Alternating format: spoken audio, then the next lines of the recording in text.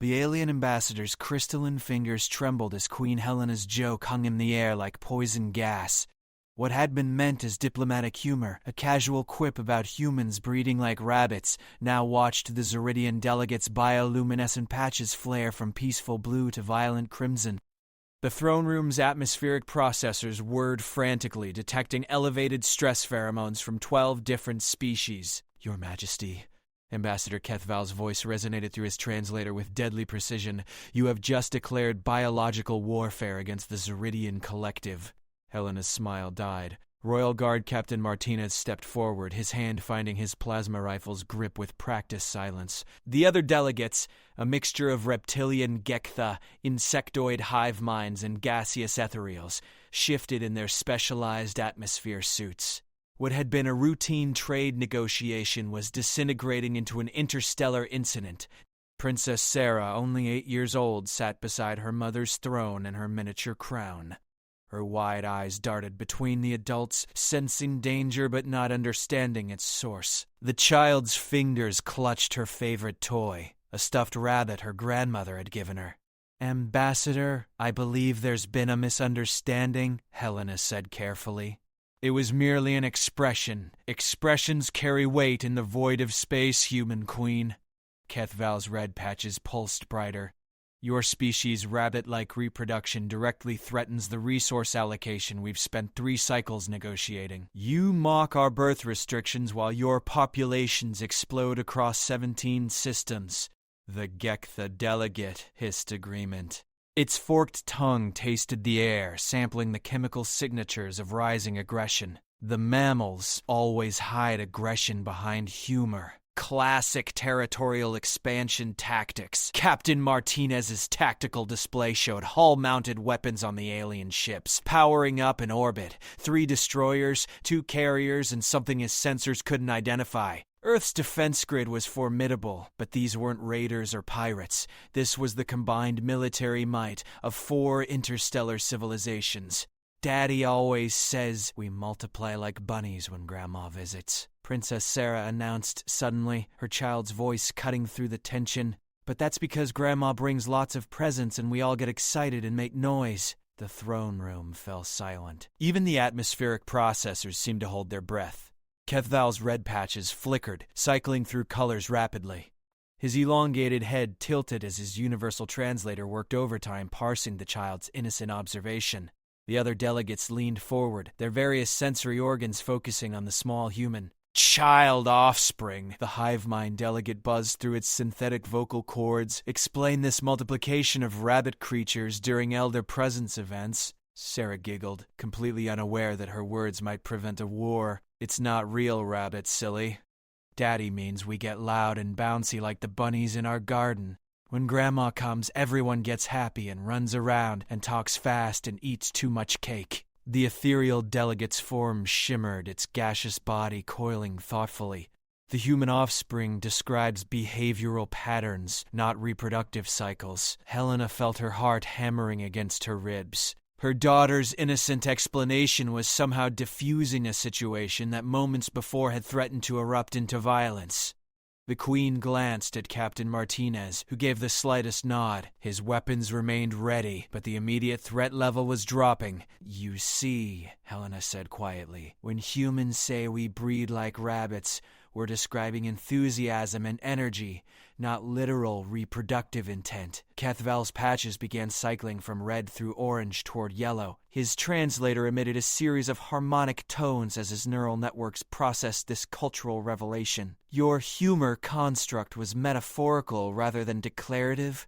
Completely metaphorical, Helena confirmed. Rabbits are known for being energetic and prolific, so we use them as a comparison for human enthusiasm or fertility in abstract terms.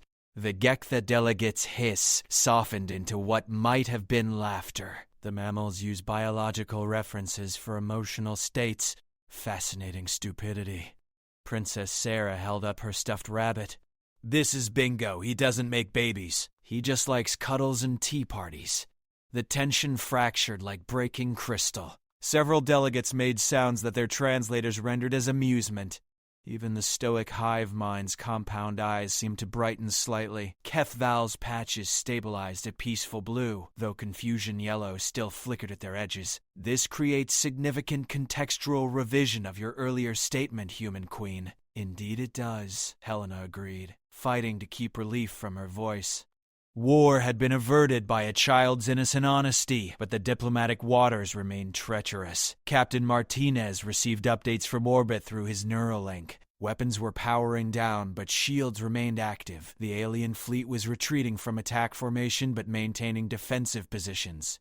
One wrong word could still reignite the crisis. The Queen realized this moment represented something larger than trade negotiations or territorial disputes. First contact protocols had been written by diplomatic experts and military strategists, but nobody had accounted for the profound cultural gaps that simple language could create. What seemed obvious to one species could be read as a threatening declaration by another. Perhaps, Helena suggested carefully, we should establish a cultural context committee before proceeding with formal negotiations. Ambassador Kethval's head movements indicated consideration.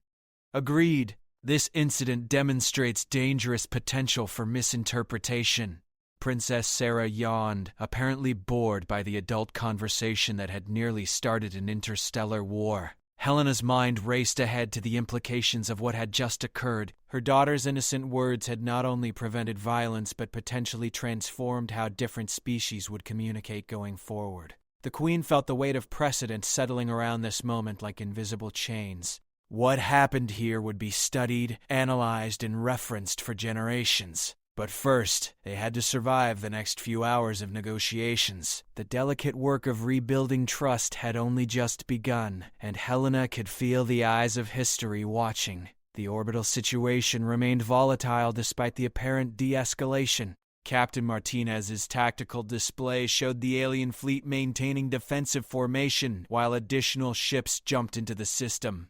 His earpiece crackled with updates from Earth Defense Command. 12 more vessels detected.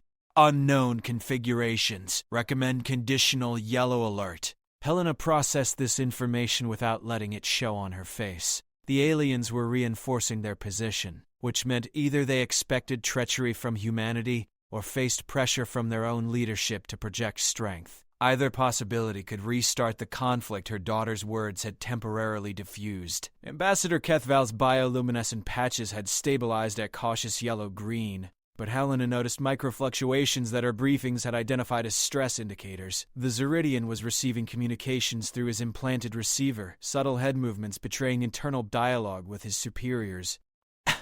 "Ambassador," Helena said, "would your fleets be more comfortable conducting negotiations from a greater distance? Earth's moon has excellent facilities, and the reduced presence might ease tensions for all parties." The suggestion was tactical. Moving the talks to Luna would place 250,000 kilometers between the fleets and Earth's population centers. If shooting started, it would buy precious minutes for evacuation and defense preparation. Kethval's patches cycled rapidly as he consulted with his fleet commanders. The collective ships will maintain current positions. Moon-based negotiations are acceptable for primary delegations. Princess Sarah was examining her stuffed rabbit with the serious concentration only children could manage.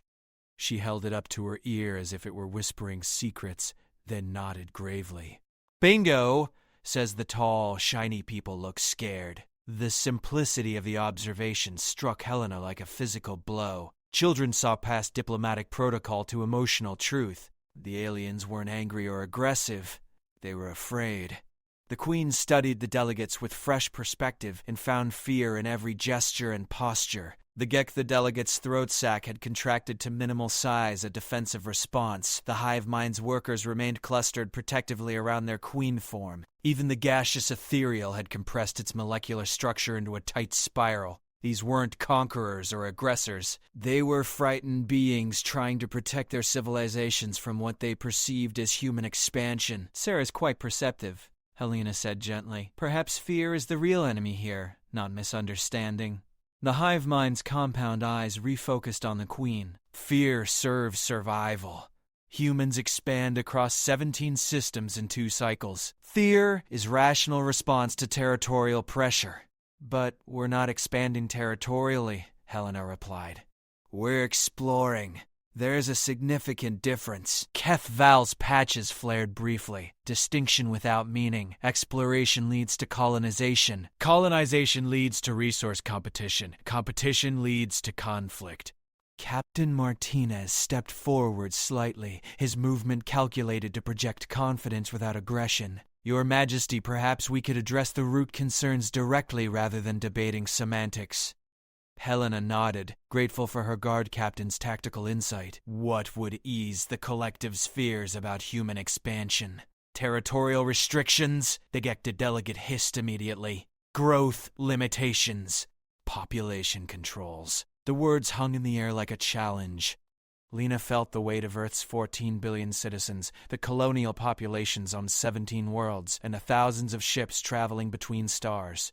Any agreement made here would affect every human alive and those yet to be born. Princess Sarah looked up from her rabbit. Why do they want to tell people where they can live? That's not very nice. The innocent question cut to the heart of the matter. Helena realized her daughter was articulating the fundamental conflict between human values and alien expectations. Freedom of movement and reproduction weren't just cultural preferences, they were core human rights. Child offspring raises valid question. The ethereal delegate's translated voice carried neutral tones. Why do we seek to restrict behaviors of another species? Keth Val's patches cycled through rapid color changes as he struggled with the question. Because unrestricted expansion threatens resource stability, mathematical certainty projects conflict within 5 cycles. But what if we found more resources instead of dividing existing ones? Helena asked. What if expansion led to abundance rather than scarcity? The suggestion created a moment of silence. Helena could feel the delegates processing this alternative framework. Their entire approach assumed zero-sum competition for finite resources, but humanity had consistently found ways to increase total available resources through exploration and innovation. Impossible, the Gekta delegate hissed. Resource pools are finite, energy sources are limited. Habitable worlds are rare, Princess Sarah giggled. Daddy says impossible is just another word for thinking too small. Helena felt pride surge through her. Her daughter was naturally grasping concepts that had eluded seasoned diplomats. The child's presence wasn't just preventing war. It was potentially reshaping humanity's relationship with the galaxy. Captain Martinez received another update through his Neuralink. Your Majesty, additional alien vessels are arriving in system. Current count at 18 ships. Our fleet commanders are requesting guidance. The situation was escalating again. Each new ship increased the potential for misunderstanding or accidental violence. Helena realized she was racing against time and the natural momentum of military preparedness. Ambassador, she said urgently, we need to move these negotiations to Luna immediately. The longer our fleets face each other, the higher the probability of incident. Keth Val's patches flashed agreement before he could voice objection. His involuntary response revealed the danger he too recognized. Transport arrangements will require 2 hours minimum. Too long, Captain Martinez said grimly. Admiral Chen reports weapon signatures are changing. Something's got them spooked. Helena felt the diplomatic window closing. Whatever progress they'd made could be lost in minutes if fear overcame reason. She looked at her daughter, who was still playing with her rabbit, oblivious to the forces gathering around them. Then inspiration struck with crystalline clarity. What if we brought the negotiations here, to the throne room? Not just delegates, but representatives from all your fleets? The suggestion was unprecedented. Inviting potential enemies into Earth's most secure location violated every security protocol, but it would demonstrate trust while keeping everyone within controlled parameters. Ambassador Keth Val's entire chromatic display system flickered with shock. The throne room's atmosphere grew thick with tension as more aliens filed through the massive doors. What had been designed for human ceremony now hosted representatives from 67 ships positioned throughout Earth's solar system. The logistics alone represented a diplomatic miracle. Environmental suits for 36 species, universal translators for languages that existed as chemical compounds, and gravity adjustments for beings who had evolved in vastly different conditions. Princess Sarah watched the parade of aliens with wide-eyed fascination, her stuffed rabbit clutched protectively against her chest. Each new arrival brought unique sounds, smells, and energy signatures that made the room feel alive with alien presence. The child seemed completely comfortable amid beings that could have stepped from humanity's darkest nightmares. Helena felt the weight of history pressing down on her shoulders. Every word spoken here would be analyzed by scholars for centuries. Every gesture would be scrutinized for diplomatic precedent. But beneath the formal pressure, she sensed something more fundamental at stake: the future trajectory of human civilization in a galaxy of intelligent species. Captain Martinez coordinated with security teams through silent hand signals.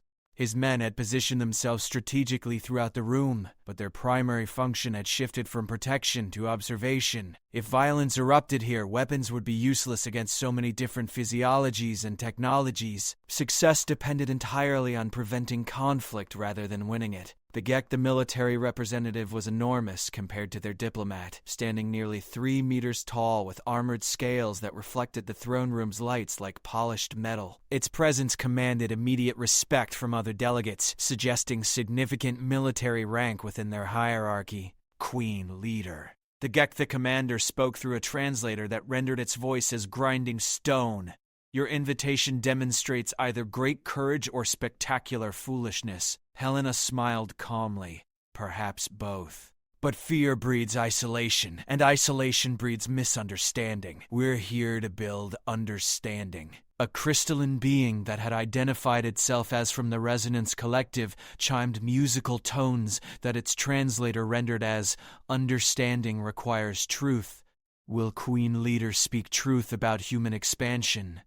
The question struck at the heart of alien concerns. Helena realized this moment would define whether humanity could expand peacefully or would face eternal siege from frightened neighbors. The truth, Helena said slowly, is that humans explore because we're curious, not because we're acquisitive. We colonize because we seek homes, not because we seek conquest.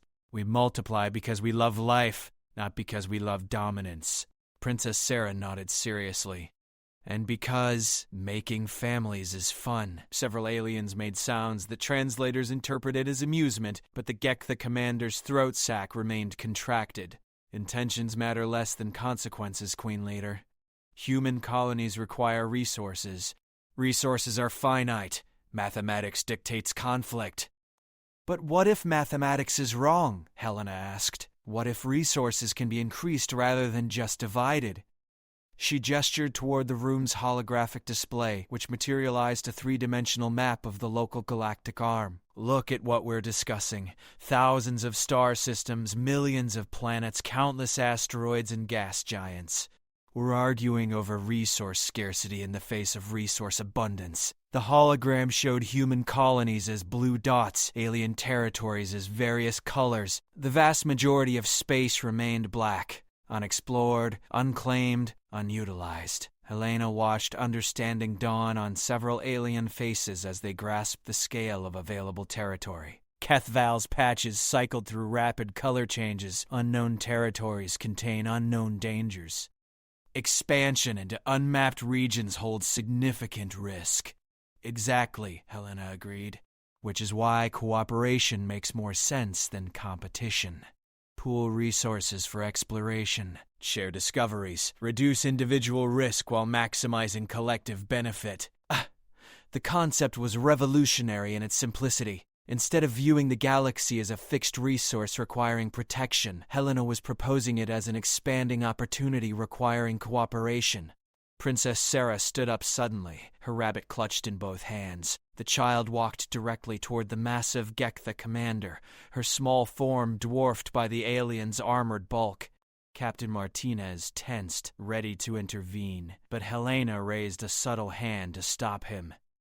"Your scales are really pretty," Sarah said, looking up at the towering alien. "Can I touch one?" The throne room fell silent. Nobody had prepared for this scenario. First contact protocols covered territorial disputes and trade negotiations, but not requests from 8-year-old princesses to pet military commanders. The Gekta commander looked down at the small human with what might have been confusion. Its throat sac remained contracted, but its head tilted in a gesture that suggested curiosity rather than aggression. Child offspring requests physical contact with military representative? The commander's translator rendered the question with mechanical precision. Only if it's okay, Sarah said politely. Mama says always ask permission before touching people. Helena felt her heart stop. Her daughter was treating this lethal alien warrior like an interesting new friend. The innocence of the gesture was both beautiful and terrifying. The Gekta commander studied the child for long moments. Its massive head moved closer to Sarah's level, bringing scaled features into clear view. Permission granted for limited contact. Small human. Sarah reached out with one tiny hand and gently touched a scale near the commander's arm. It's warm, she announced with delight. I thought it would be cold like rocks, but it's warm like sunshine. Something shifted in the alien's posture. The throat sac relaxed slightly, and the rigid military stance softened almost imperceptibly. Human offspring demonstrates unusual courage. She's not unusual, Helena said quietly. She's exactly what humans become when they're not afraid. The observation resonated through the assembled delegates. Helena realized she was showing them humanity's true nature, not through diplomatic speeches or cultural presentations, but through a child's fearless curiosity and genuine kindness. Ambassador Kethval approached slowly, his patches stabilized at thoughtful blue-green. The offspring displays no defensive behaviors despite proximity to potential predator species. 'Cause she doesn't see a predator, Helena explained. She sees someone interesting and different, which to human children means someone potentially fun to know. The revelation was profound. What aliens interpreted as dangerous naivety was actually humanity's natural tendency toward trust and integration. The same impulse that drove human exploration also drove human friendship. Princess Sarah had apparently decided the Gekta commander was safe and interesting. She held up her stuffed rabbit for inspection. This is Bingo. He doesn't talk, but he's a really good listener. The massive alien examined the toy with surprising gentleness. Representation of reproduction, prolific mammal. Previously discussed in humor context. He's my friend, Sarah corrected matter-of-factly. Sometimes friends look like animals or people or even rocks if you use imagination. The simplicity of human friendship, distilled through a child's perspective, seemed to puzzle and fascinate the aliens simultaneously. Helena saw opportunity in their confusion. That's what we're offering, she said to the assembled delegates. Friendship. Not territory, not resources, not dominance. Partnership in exploring and understanding our galaxy together. The proposal wasn't just diplomatic necessity, it was human nature expressed on an interstellar scale. The ethereal delegate's gaseous form shimmered with what their sensors interpreted as contemplation. Its voice carried harmonic undertones that suggested deep consideration.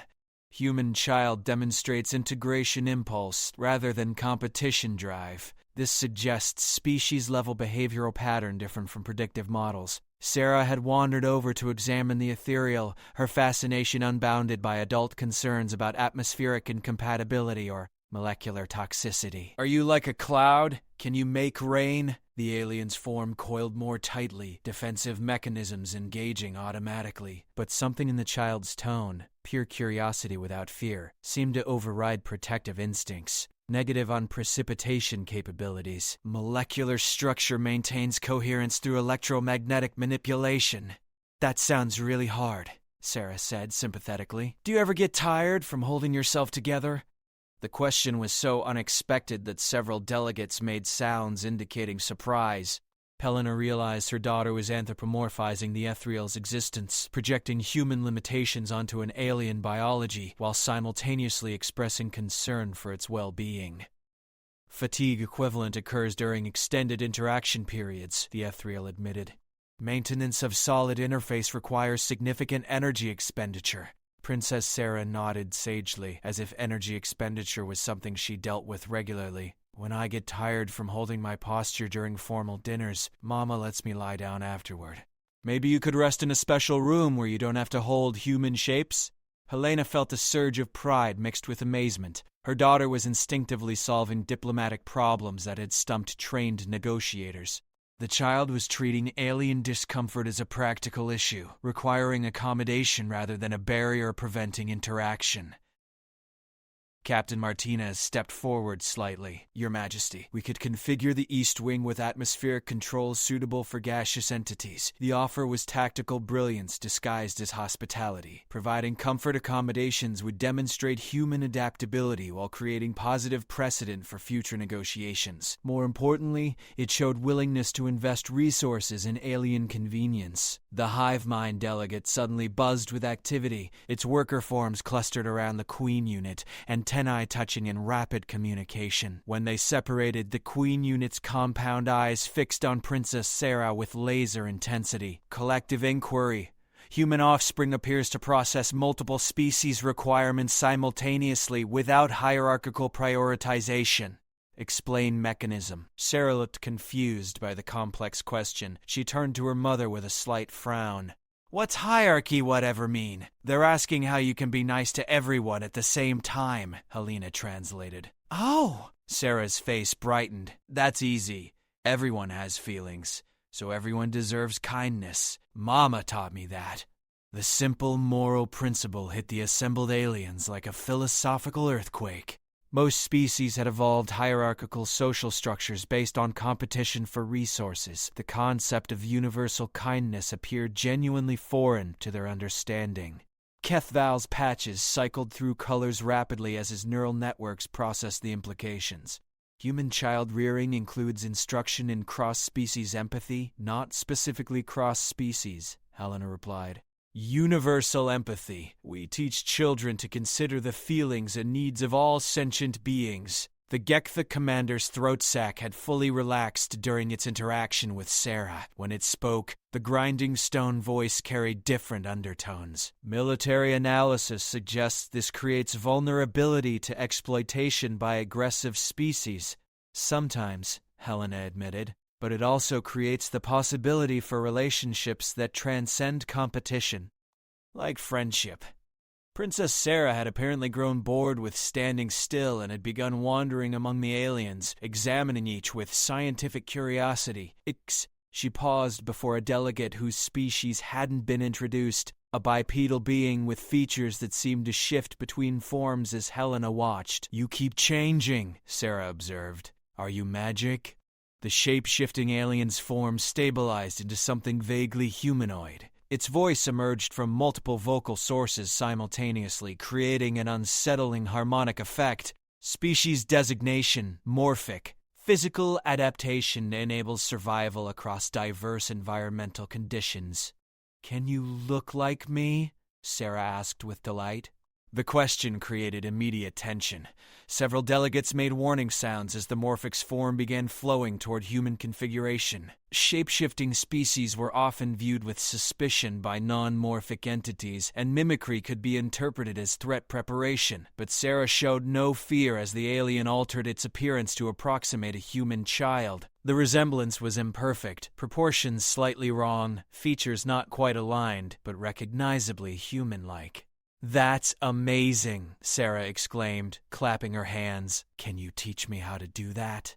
The innocent request diffused the tension completely. Helena realized her daughter's reaction was demonstrating that humans viewed shape-shifting as interesting rather than threatening. The child's fascination was transforming potential suspicion into curiosity. Negative capability for non-morphic species, the alien replied, but its multiple voices carried what sounded like amusement.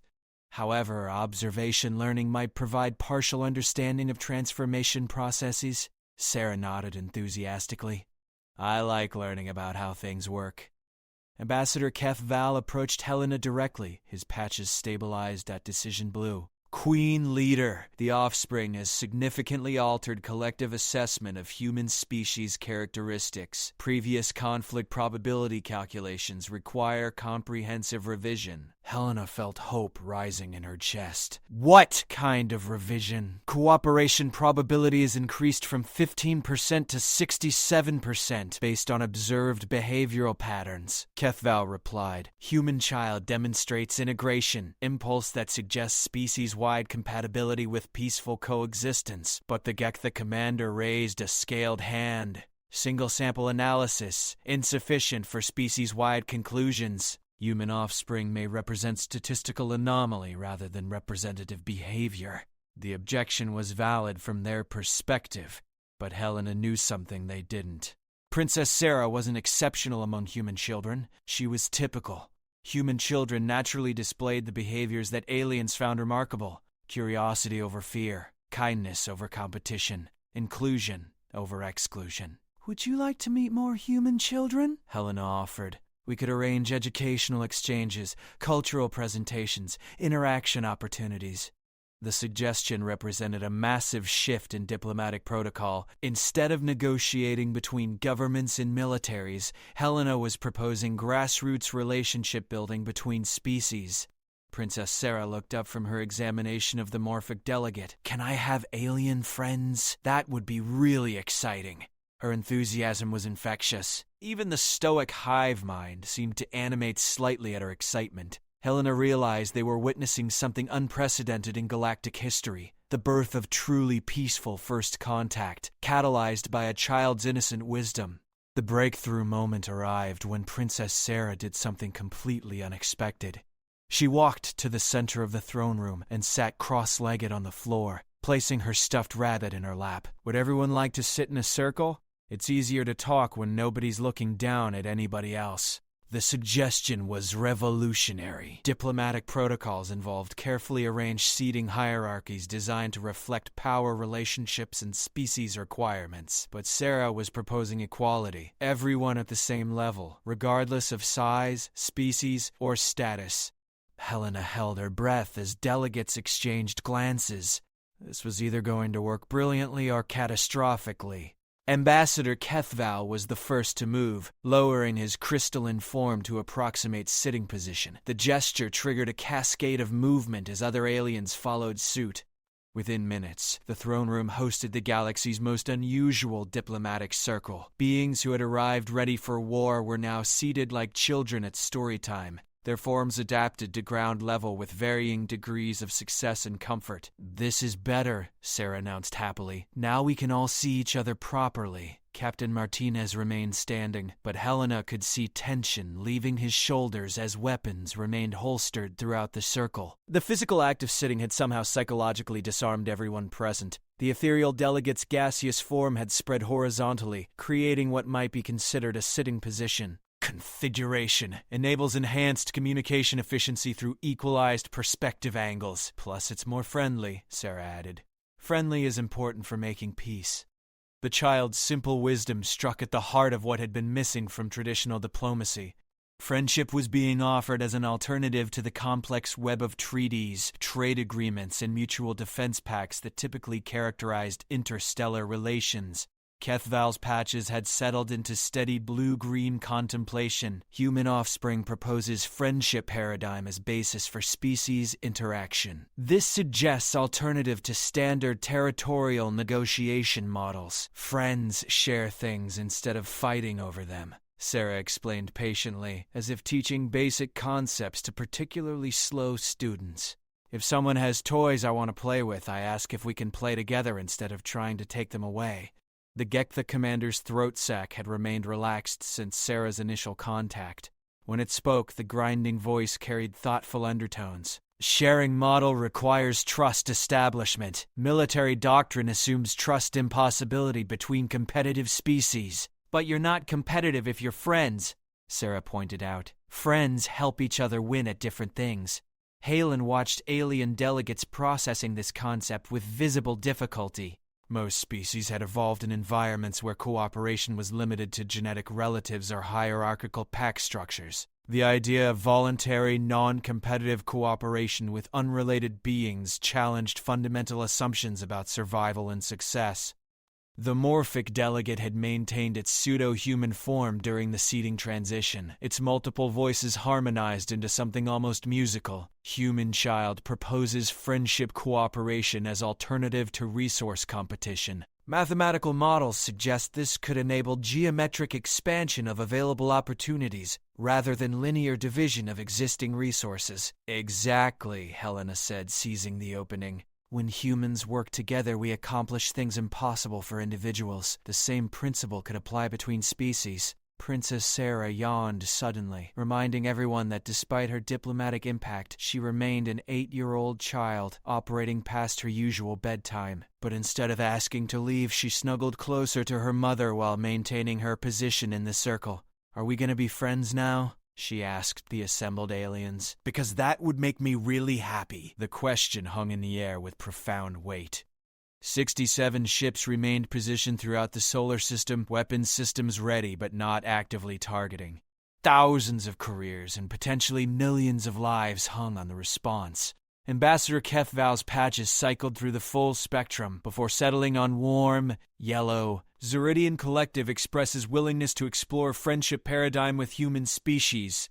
The Gektha commander's scaled head moved in what seemed like a nod. Gektha military hierarchy requires demonstration period for trust establishment, but cooperation protocols remain viable. One by one, alien delegates express cautious optimism about the friendship framework. Not enthusiastic endorsement, but genuine willingness to try something unprecedented in galactic diplomacy. Helena felt years of tension leaving her muscles as the threat of immediate war dissolved into the possibility of lasting peace. Her daughter's innocent wisdom had accomplished what centuries of traditional diplomacy had failed to achieve. But Princess Sarah had fallen asleep against her mother's side, her stuffed rabbit clutched protectively against her chest. The child who had prevented an interstellar war was now dreaming peacefully while alien delegates continued planning the future around her. Captain Martinez approached quietly. "Your Majesty, Admiral Chen reports all alien vessels have stood down from combat readiness. They're requesting formal dock space arrangements for extended negotiations." The tactical update confirmed what the diplomatic circle had suggested. The immediate crisis was over. But Helena realized this was actually the beginning rather than the end of the story. Building friendship between species would require sustained effort, patience, and the kind of open-hearted courage her daughter had demonstrated. "Signal Admiral Chen to provide appropriate accommodations," Helena whispered, careful not to wake Sarah, "and begin preparing educational exchange programs. I suspect we're going to need them." As alien delegates began discussing practical arrangements for their extended stay, Helena looked down at her sleeping daughter and smiled. Princess Sarah had turned a joke taken seriously into the foundation for galactic friendship. The stuffed rabbit that had started it all remained clutched in small hands, a symbol of the innocent wisdom that had changed the course of history. In the days that followed, the throne room circle became legendary throughout the galaxy, but Helena knew the real victory wasn't in preventing war. It was in showing that peace was possible through something as simple as treating strangers like potential friends. The future still held challenges, but for the first time, humanity would face them with allies rather than enemies. All because a little girl had asked alien warriors to sit down and be friendly. The rabbit joke would be remembered in history books, but the circle of friends would reshape civilization itself.